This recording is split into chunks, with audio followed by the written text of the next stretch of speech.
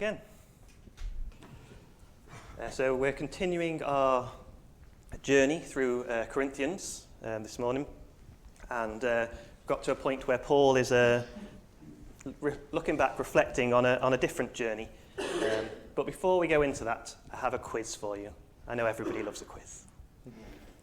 Might be a few groans there. Hopefully this question's not too difficult for you. I know some people will know this straight away. How long did Israel's journey through the desert take? How long did they wander through the desert? 40 years? Yes, 40 years. Slightly trickier question, possibly. How long should the journey have taken? How long would the journey normally have taken if you did the walk from Egypt into the Promised Land? A month? Not a month. 40 days? No, less than a month as well. 5 days? No, a bit more than 5 days. It's Deuteronomy 1, chapter 2, tells us that it would normally take 11 days. So hold on to that information, because I'll come back to that in a bit.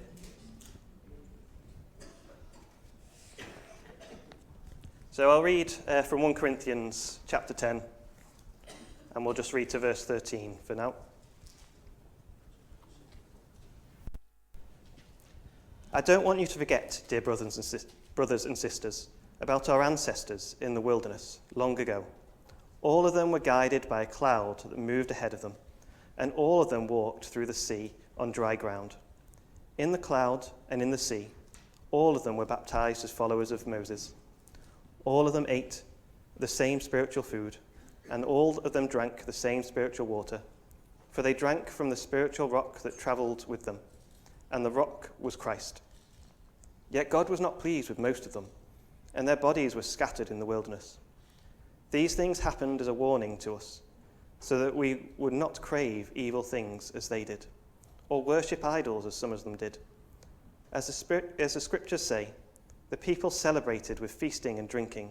They indulged in pagan revelry, and we must not engage in sexual immorality, as some of them did, causing 23,000 of them to die in one day. Nor shall we put Christ to the test, as some of them did, and they died from snake bites. And don't grumble, as some of them did, and then were destroyed by the angel of death. These things happened to them as examples for us. They were written down to warn us who live at the end of the age. If you think you are standing strong, be careful not to fall. The temptations in your life are no different from what others experience, and God is faithful. He will not allow the temptation to be more than you can stand. When you are tempted, he will show you a way out so that you can endure. So before we go too much further, I want to take a bit of time to look at who these ancestors were, who these people were that Paul was looking back to. And it's important as well to note that, yes, they were the ancestors of Paul and the Jews, but he was also talking to people in Corinth, and not all of them were of Jewish descent. It said there that they were an example for all of us. So they may not be our direct ancestors necessarily, but they are the people that went before us, and Paul says they were there as an example to us. So they were the people of Israel, descended from Abraham, from Isaac, and God had chosen his people. He'd redeemed them out of slavery in Egypt. They'd walked through the Red Sea on dry land. God had guided them. It says a pillar went before them, a pillar of cloud went before them in the day, and in the night it was a pillar of fire so that they could see where they were going. They ate manna on a daily basis. God provided food for them that formed on the ground, little flakes that they could pick up each morning, and would provide them with the food that they needed for the day. They drank water that sprung out of a rock when it looked like there was no water. And yet, so they'd experienced these amazing provisions of God. They experienced these miracles, these very tangible examples of the presence of God in their life. And it can be very easy to judge. You saw the Red Sea part and you walked through it.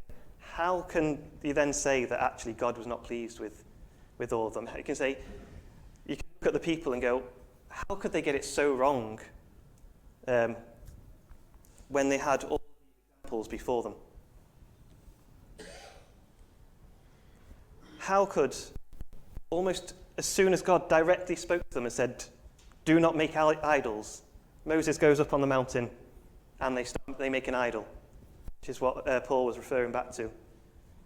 God had said, you will be my people, I'll keep you separate. Do not marry these other people. And suddenly they're engaging with them, they're sleeping around with them, they're engaging in pagan revelry, I think it says.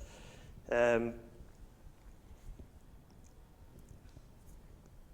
are complaining about God's provision. I mean, that one particularly struck me, that in the reference back in Numbers 21, they start saying, basically, we're sick of this manna. They've lost the mystery, the wonder of this manna that just appears on the ground that they can eat, that God provides for them. And they say that they're sick of it, they're bored of it. And they start grumbling about their leaders. Start grumbling about, oh, Moses keeps telling us to do this, or why is it Moses that gets told what to do? Or if God's leading them into the promised land and they think, oh no, this is too hard. We don't want to do this, we want to do something else. They start chasing after their own desires, what they think would be better. As I say, it's very easy to start thinking, actually, if I was there, I wouldn't have done that. I can't believe these people would fall such a way. They must have been a terrible people. But actually, in Matthew 23, verse 30, Jesus speaks about this to the Pharisees.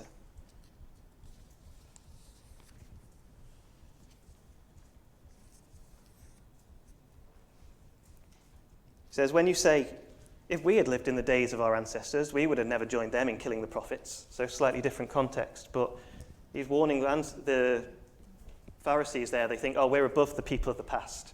We're better than them. We understand better now. We wouldn't have done that. I wouldn't have done that if I was in that situation. But they were ordinary people, the Israelites. They were ordinary people that God had chosen to redeem. Just as they'd seen amazing things, but we too are ordinary people. I think if we spoke to them now, we could speak to them now, they'd say, we're just trying to follow God, but they got it wrong. And I say, we have seen wonderful things too. I hope that God has done in our lives, that it's done in the people around us, and yet we still get it wrong.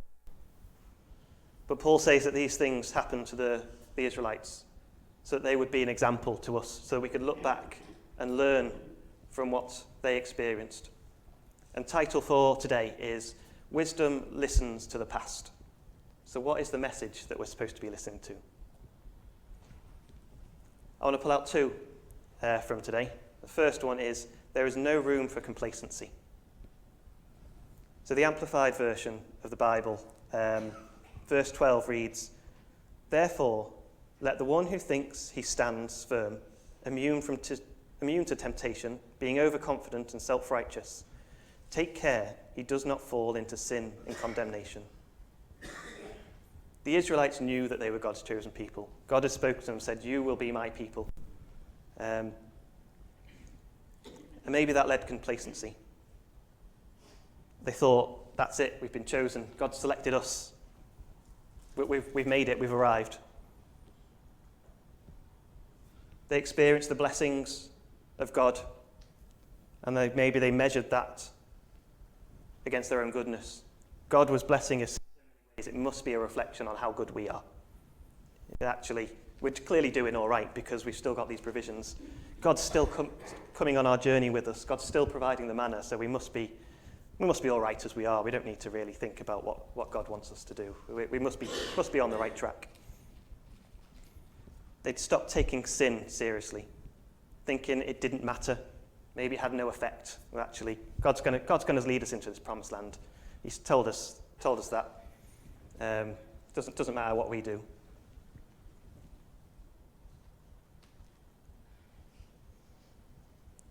And I doubt they would have consciously thought that. I don't think they would have consciously thought, oh, it doesn't matter. But it's very easy. The thing about complacency is we can realize that we don't realize that complacency is slipping into our lives.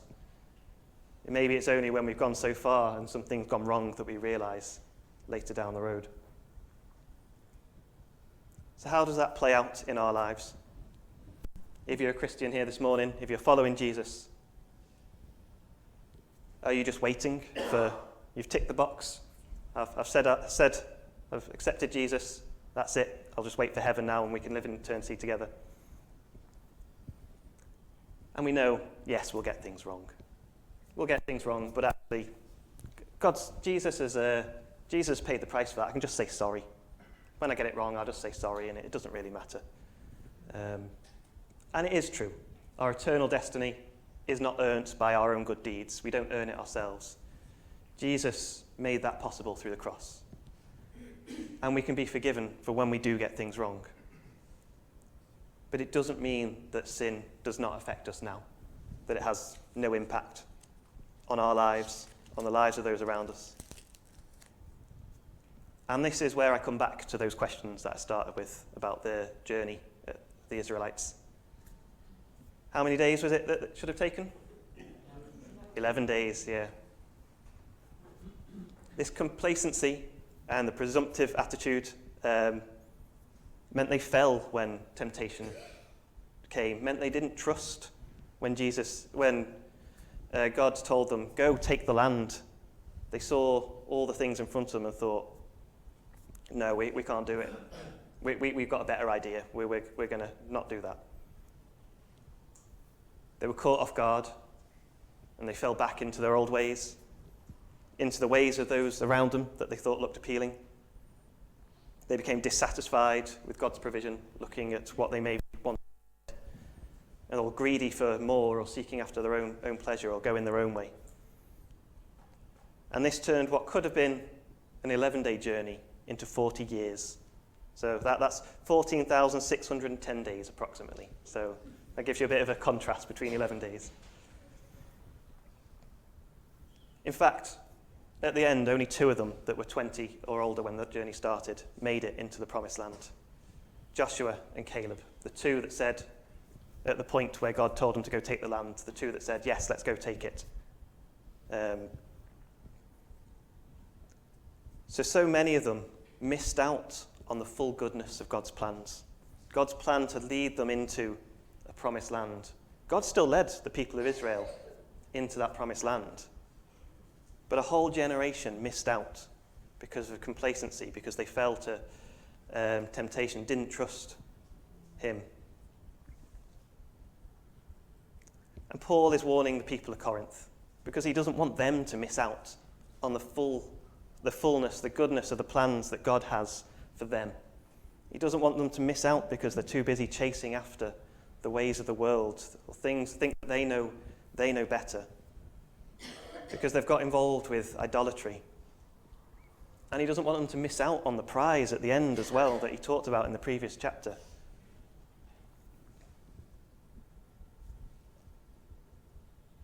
If we're to listen to the message from the past so that we don't miss out on the goodness of God's plans, we need to be on guard against temptation. And here Paul offers us some encouragement if we read verse 13 again. The temptations in your life are no different from what others experience, and God is faithful. He will not allow the temptation to be more than you can stand. When you are tempted, he will show you a way out so that you can endure. When temptation comes, you're not alone. Other people have been through it too. Satan uses the same tricks today that he used with the Israelites back then. The comfort of slipping back into our old ways of life rather than stepping into the new life that God has for us. The desire to be like those around us, to see what they're doing and go, I want some of that, instead of looking at what is it that God is calling us into. Living as a child of God. Focusing on all the things that are wrong in our life, all the negatives, all the things that we think should be better, rather than being in awe of the goodness of God, the things that he has done in our lives that maybe we've got bored of, I don't know. Maybe we've stopped seeing them because we've just taken them for granted. Or just thinking that we know better, thinking that our wisdom is better than God's wisdom. Now, say many have gone before and know what it is like to be tempted. Others have resisted. Other members of the church have reached out, but also God himself knows what it is to be tempted. Jesus was tempted by the devil in the desert for 40 days. He showed us in that example how to resist, and we can see that in Matthew chapter 4. But the even better news is that God is faithful. He will not allow temptation to be more than we can endure. He will show us a way out. God showed his faithfulness to the people of Israel. He didn't abandon them despite their failures, despite the fact that they continuously got it wrong. He continued to lead them. He still led them into the promised land on that journey. And he doesn't abandon us to temptation either. God just doesn't remove the temptation from us. It's in that learning to resist that we can learn to rely on God's faithfulness. We can learn to trust him. We can grow in our faith. But he does limit it so that it will never be more than we can endure. We might think, I can't get through this is too much. But he promises that it can be endured if we turn to him.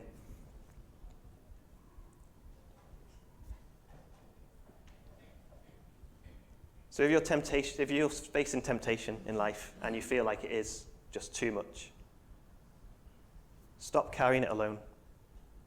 Lean into God. He'll catch you. He'll show you the way out. He'll show you all that you need. Think back to maybe times that you can think of where maybe you've given in to temptation.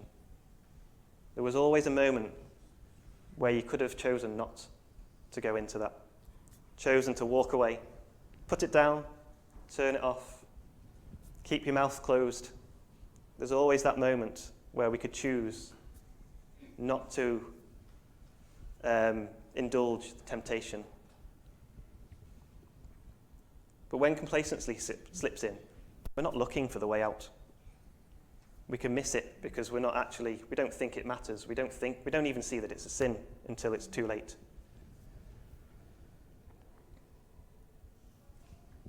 But when we're on guard,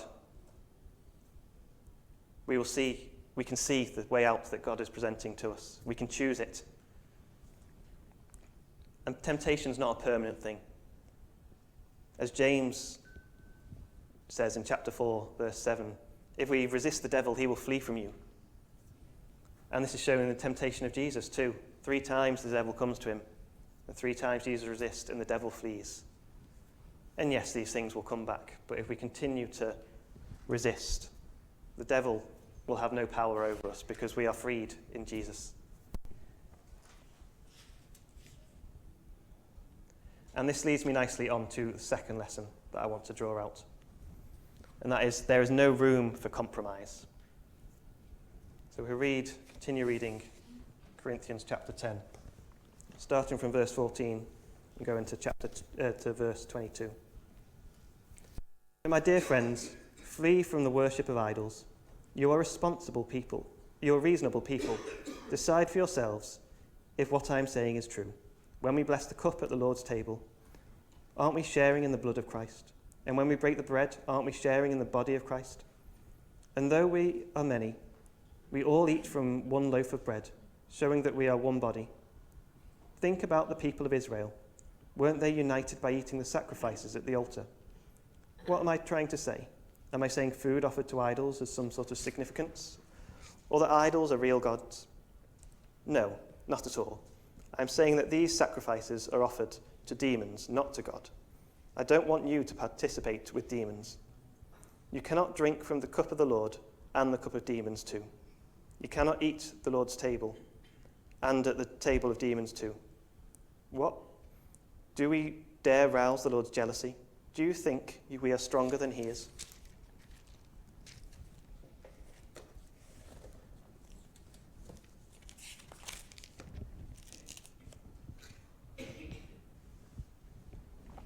So when I say there's no room for compromise, I'm not sort of saying that we are rigid in our understanding of what it is to follow, what it looks like to follow Jesus, and we have to convince everybody that our way is right. Jeff spoke about how we need to, how we don't want to become a stumbling block for others in their walk, and how we have to be considerate of others. And actually next week as well, in the next part of the chapter, Paul basically calls that legalism and says that that's not the way to go.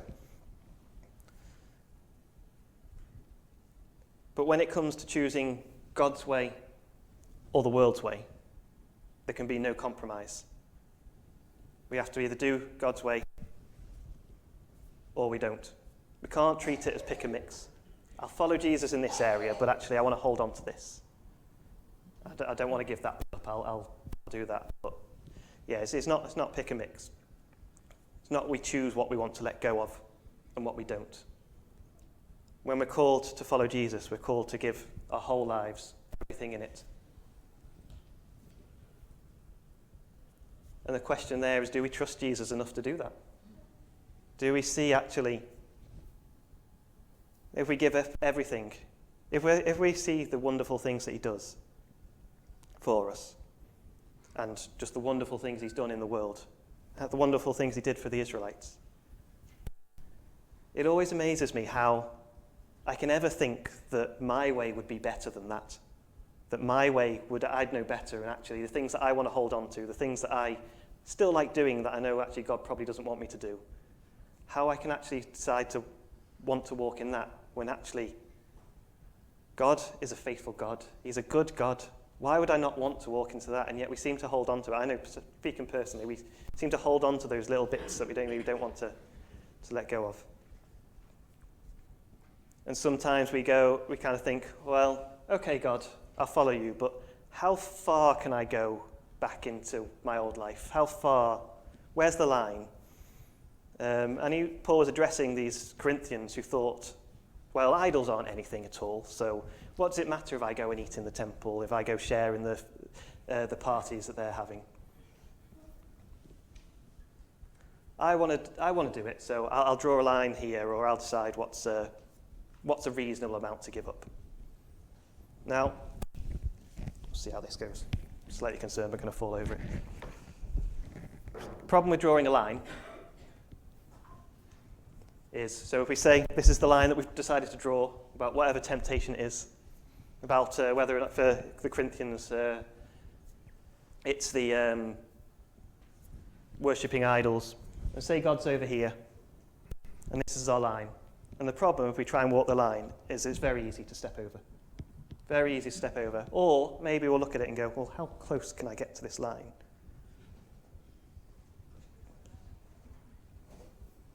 And suddenly, I'm still behind the line, but the line has moved.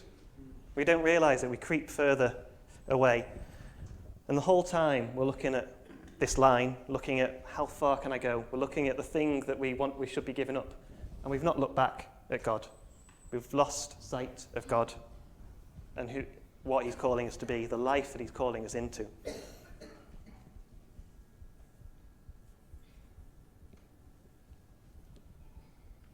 Sometimes I think it's like a friendly neighbourhood cat as well. I'm sure you've experienced those cats that are very, very friendly, and they come and they want to make friends. And it's fine, give them a stroke, and then they come back again. And you go, I'll just give them something to eat.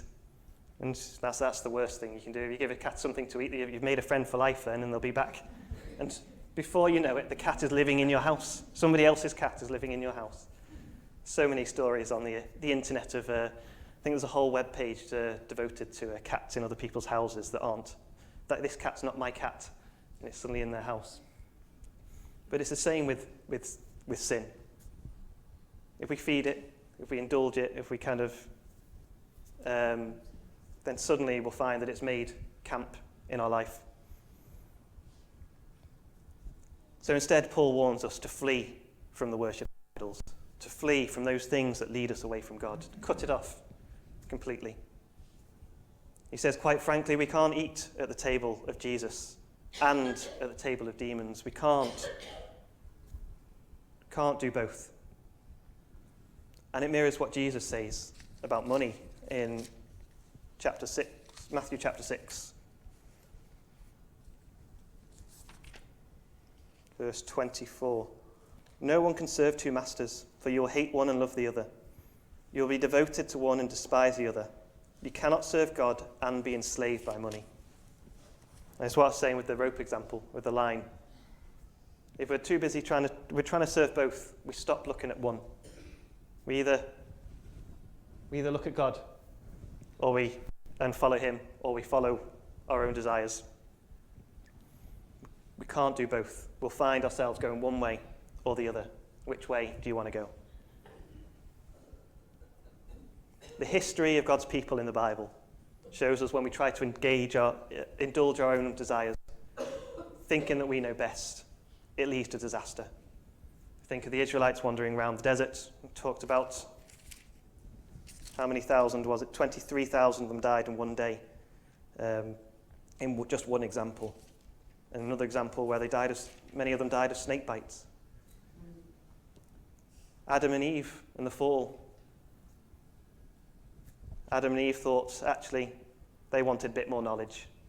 Maybe actually God didn't. Yeah, God said you can eat from any of the trees from the garden except this one. But actually that fruit looks really nice. We'll actually know the good and evil as well. That sounds good. And yet, they lost out on a life in paradise, a life walking step by step with God. And it's the same as well when we look at the Israelites later on, where they were exiled to Babylon in Assyria because they'd stopped following God. So in all of these examples, God's people missed out on the fullness of his plans, the goodness of the things that he had planned for them.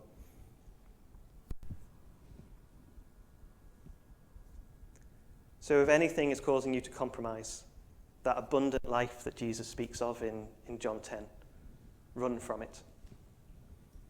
But don't just run from it aimlessly into nothingness, into the next thing that you're going to be tempted by. It says in Proverbs 18, verse 10, the name of the Lord is a strong tower. The righteous run into it, and they are saved. God is faithful. God is here waiting for us. He can walk with us and help us overcome our temptation. He has a life for us that is good, that he promises is an abundant life. We can't avoid all these things that the world throws us at. We live in the world. We can't avoid them. But as we learn to lean on God, as we trust in his ways, as we see them play out and see that actually they are better for us than our own ways, as we are on guard against complacency, which causes us to fall in temptation, we will be able to encounter these things in the world. And we will be able to not compromise our walk with God. We will be able to continue walking, looking at God, keeping our eyes on Jesus as we go. We won't be distracted by the things around us. Or if we are, he will show us the way out and lead us back to him, keep us back in step with him.